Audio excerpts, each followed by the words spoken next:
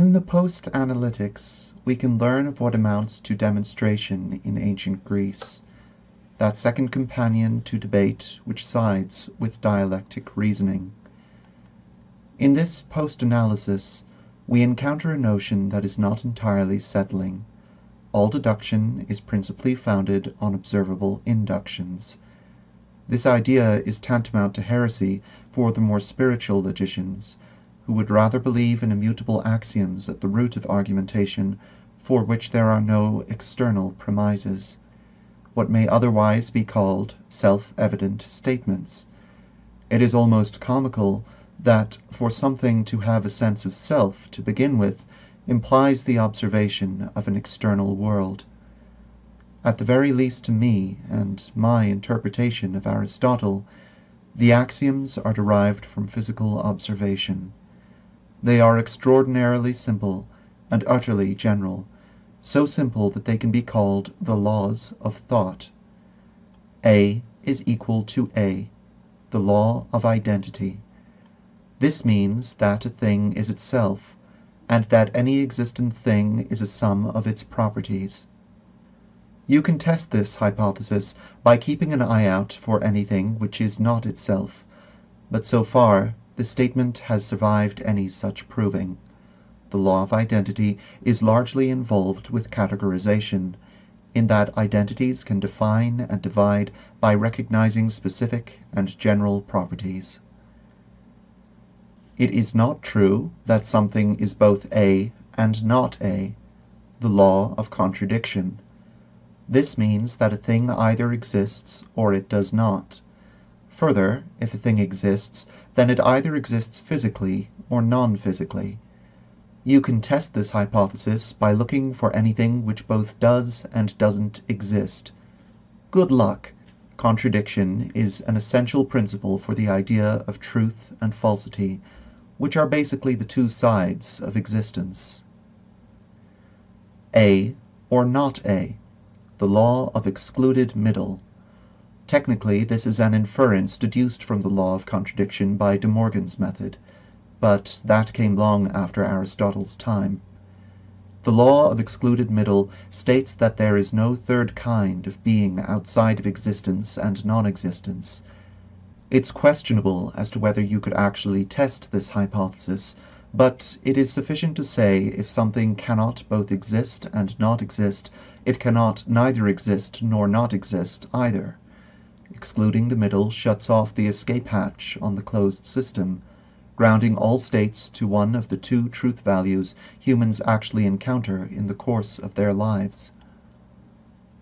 These three are commonly accepted as the axioms derived from ancient Greece, either by way of Plato or Aristotle or their ultimate teacher, Socrates.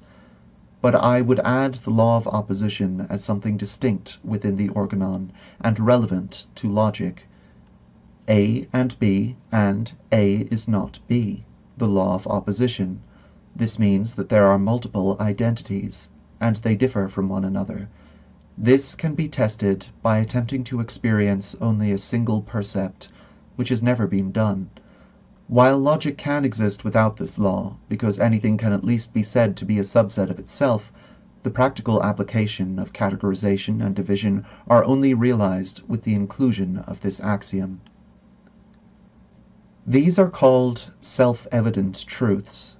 This is not because they derive their truth from themselves, but because anyone with the capacity of being a self, an observing entity within the world, is presented with evidence of their truth in everything that they encounter. There is no promise of true statements in a closed system underlying logic utterly segregated from physical observations. The Organon only promises that those things it does definitively state are true can be tested by everyone at any time. In this sense, axioms are a number of unlisted premises present in all logical arguments. Deduction is ever wed to demonstrations, to states of material reality which can be observed by physical means, identical states which can be both predicted and reproduced in the course of dialectic. The Organon notes that, in this task, there is a crucial difference between causative and correlative observations. Causative states are effectively premises to which another state is a conclusion. It is necessary for a causative state to be true in order for the conclusive state to occur. However, it is also important to keep in mind that while a cause is necessary, any number of different causes may be responsible for an event.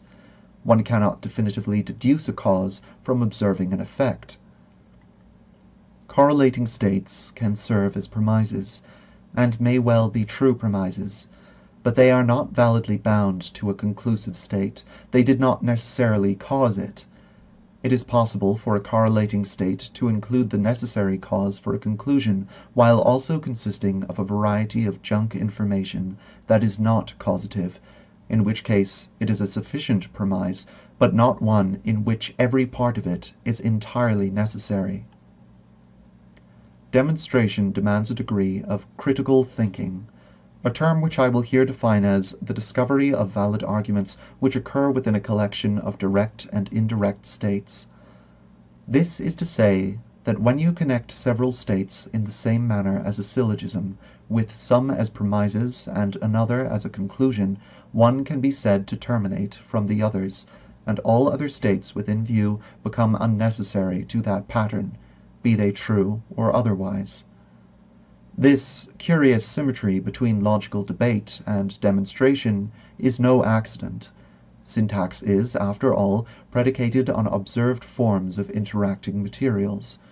Dialectic reasoning is in its way the demand that our use of language conform to the same rules we ascribe to our physical senses, that it makes distinctions, recognizes patterns, and accounts for the occasional dream or hallucinatory episode as something outside of the chain of physical causation. The post-analytics examines in detail the axiom which, while seemingly obvious, is yet entirely necessary an observation on which to rest all of logical inquiry. The law of identity. At its simplest, it says A is A. Any complex form can be categorized as a genus entirely consisting of itself, or as would later be revised, every set is a subset of itself. One can go further to examine the ramifications of this law through its subsidiary, the law of excluded middle, and say A is not B, nor C, nor D, nor anything else other than A. This is a little harder to accept, because language is profuse with metaphors and allegories that seem to declare quite the opposite, that the similarities between things, the patterns that they share, are important enough to negate the differences that make those subjects specific to themselves. It is perhaps the dismissible certainty of this law that allows such frequent abuses upon it. General principles and attributes are useful, exceedingly so in that they allow me to roughly guess the outcome of my actions, without undertaking a painstaking period of experimentation with each new entity I find within my grasp.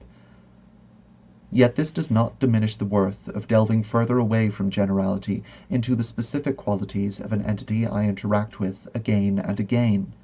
Nor should my love of patterns supersede the truth that there is unique material those patterns must comply with, that deform them from the simplest forms to their complex forms.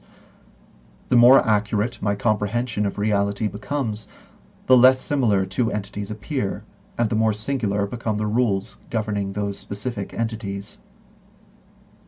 The Organon notes a division in subjects of scientific inquiry, namely the study of why something is and that something is, and it shows that there are consequences of negating this distinction.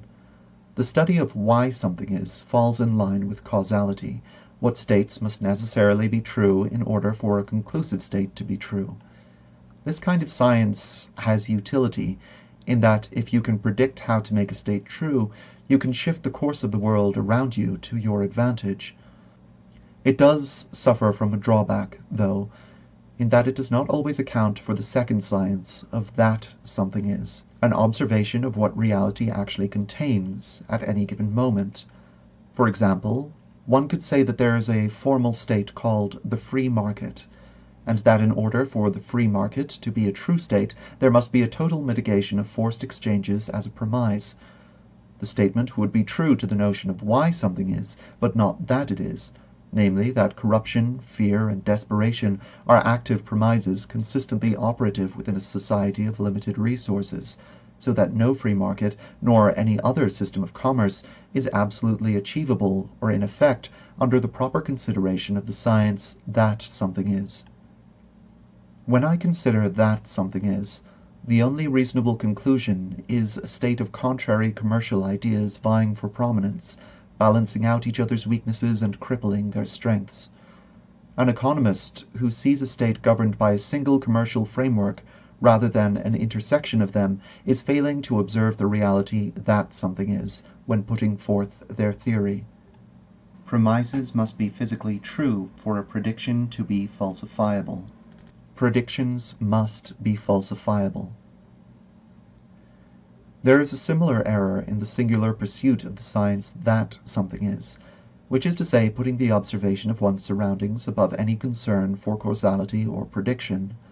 This kind of science no doubt makes one very good at crossword puzzles and a hoot at dinner parties, and holds much of the appearance of genuine intellect. But the knowledge of pure facts finds limitation in that it only accounts for a static world, and as such one's knowledge only has worth should the world remain static.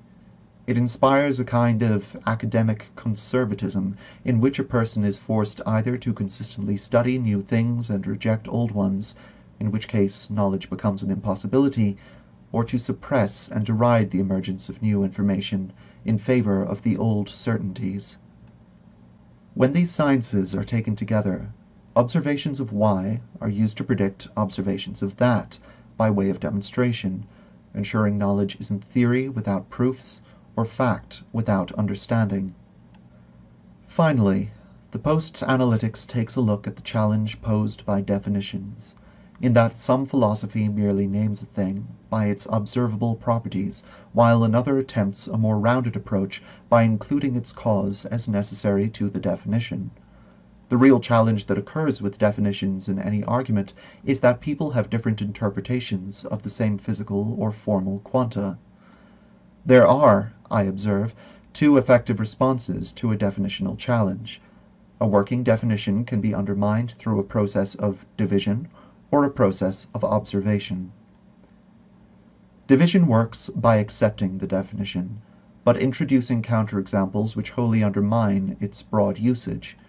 So, as an example, someone who has determined never to trust a doctor insists that surgery is a process of inflicting wounds. Accepting that, the wise deviser asks if the doctor is not then synonymous with the warrior.